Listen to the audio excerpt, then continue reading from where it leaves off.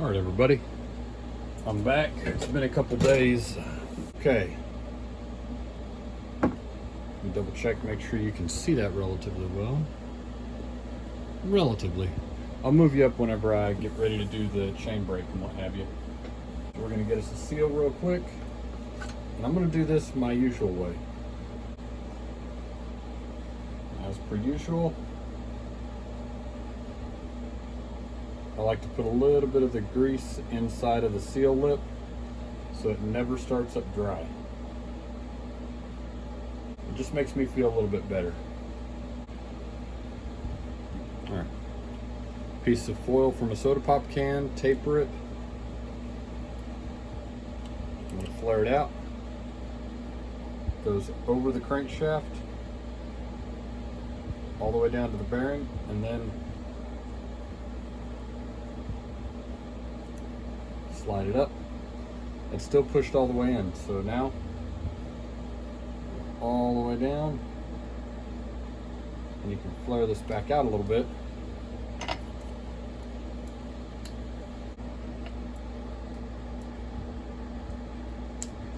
There we go. All right.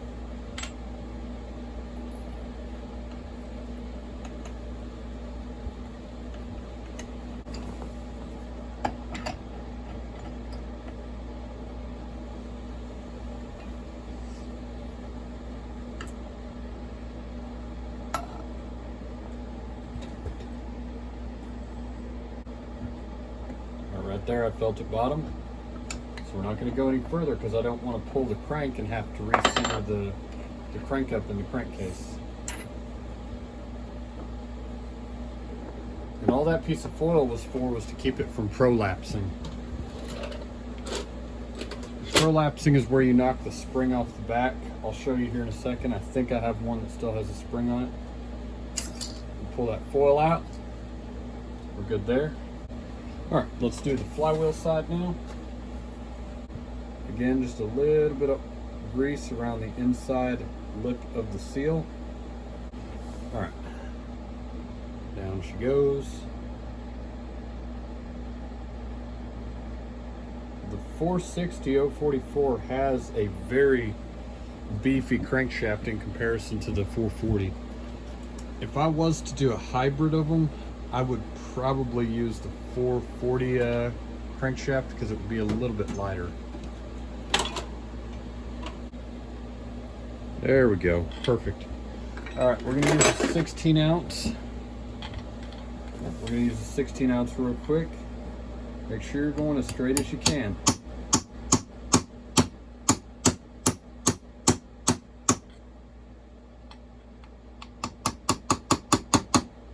What you're doing is you're going flush to the crankcase, not any deeper. All right, so I think I've got you set up good there. If I can make this work, I might even switch to this location because it's not hard for me to work and it's not hard for me to stay out of frame. All right, I am putting a little bit of grease on this. Here we go. That is the output of our oil pump right there. This rubber right here, that's the inlet. That's the main oil line. That right there.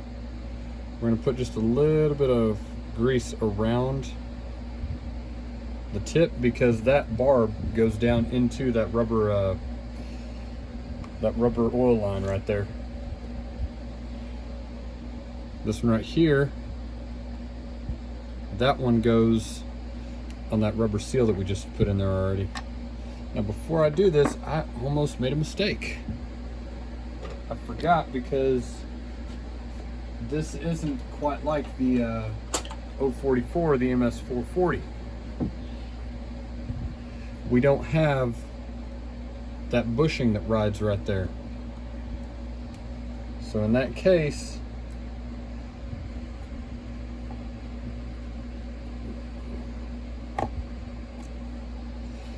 the MS440 has this snap ring right here.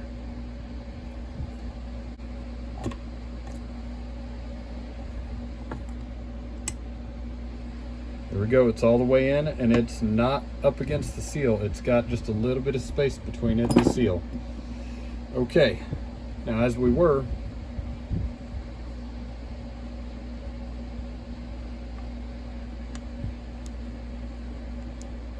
there we go.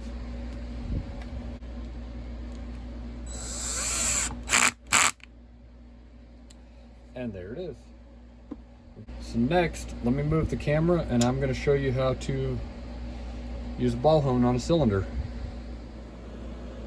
All right, let's hone a cylinder out real quick. Let me show you real quick while I'm doing this. There you go. See right there's a crosshatch around that transfer port, but then right there is super shiny and then it goes back to a crosshatch. That shiny spot will not allow for the rings to break in. Your saw will basically never run quite right because it's going to continually be, that's what I'm looking for. The rings will have never broken into the cylinder because there's no crosshatch to actually provide enough friction to allow it to break in. It might eventually, but putting a crosshatch in is a good thing. So we're just going to add a little bit of WD around the sides. I know I said a little bit and I'm hosing the walls down. Okay. Now this is not to actually bore it out or anything. This is simply to add a crosshatch.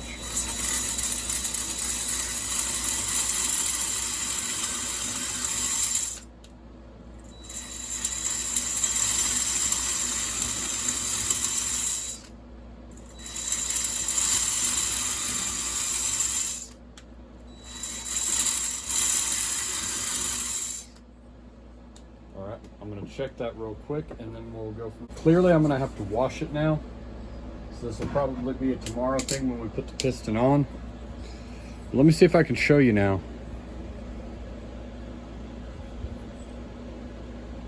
Alright, now you see there's a crosshatch all the way around. A crosshatch are the basically the super fine scratches in the chrome. And that's why you saw me run it in forward and in reverse. I'm going to wash it now to make sure there's none of the compound from the balls in like the transfer ports or anything, and it'll let me get this this black stuff off of here. I've got the cylinder cleaned out. I cleaned it with off in the sink, cleaned it with brake clean, half a roll of paper towels. I'm content with this now. Here is a brand new STIHL OEM 52mm piston.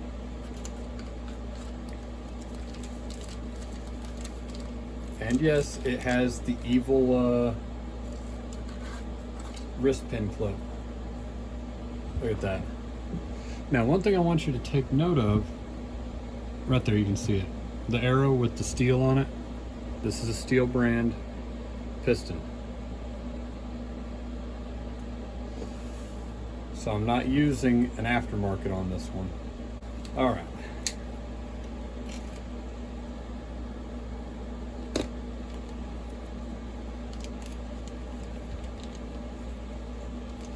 That's a super light wrist pin. Very thin. All right. I've got the retaining clip right here in the bag. I'm going to set it on top of the grease. There's my wrist pin bearing. All right, before I get too carried away, boom, smooth. All right, straighten this back out. We'll rotate it up. Now this is, as you saw in the last video, this is an aftermarket crank. It's an NWP. I could not justify spending $300 on an OEM STIHL crank. There we go, got some oil in it. I'm trying to keep the amount of oil moderate, you might say. Alright, the way I like to do these, Now that's not for the bearing, that's to get it in the hole.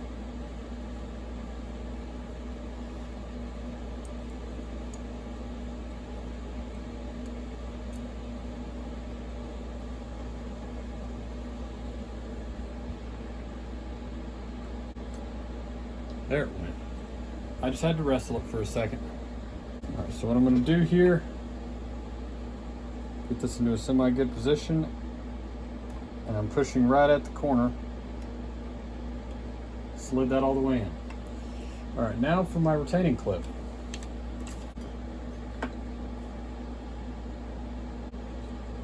Now I'm well aware this is not a great idea to put my thumb right there, but also what that does in the end is it keeps, like right there, it tried to walk out on me. It keeps it from shooting to the other end of the shed. All right, it started. I don't want to move my finger yet because there it went. Now it's all the way in. Okay, we're going to rotate this down.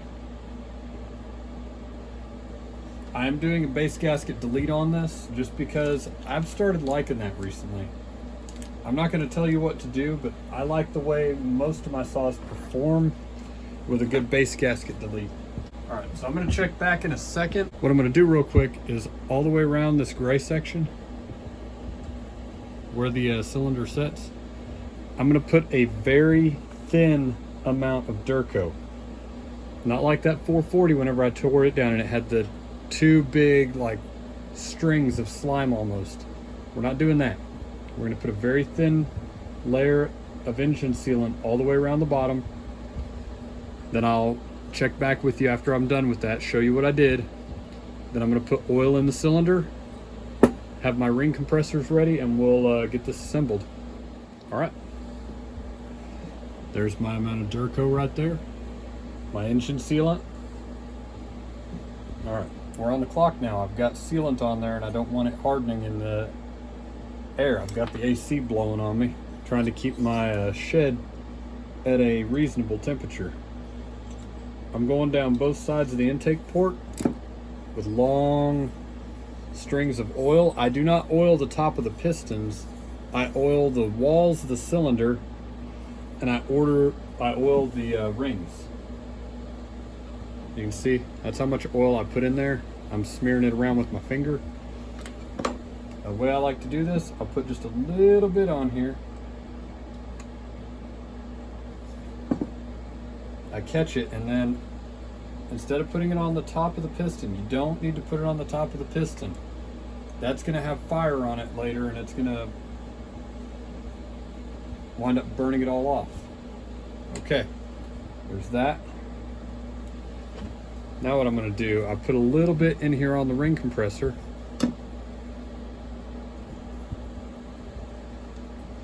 Yes, you can actually have too much in the cylinder, but in this case, with the amount I've got, no, we're not putting too much. Okay. Arrow faces forward always. All right, fingers underneath. You saw I slid that past. That actually went flawlessly. Rotate that around real quick.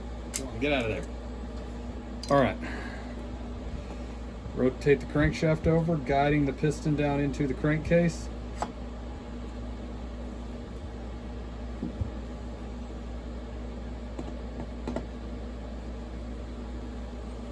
All right. I think we're slid forward just about the width of the one of the screw holes, but let me get my screws started first.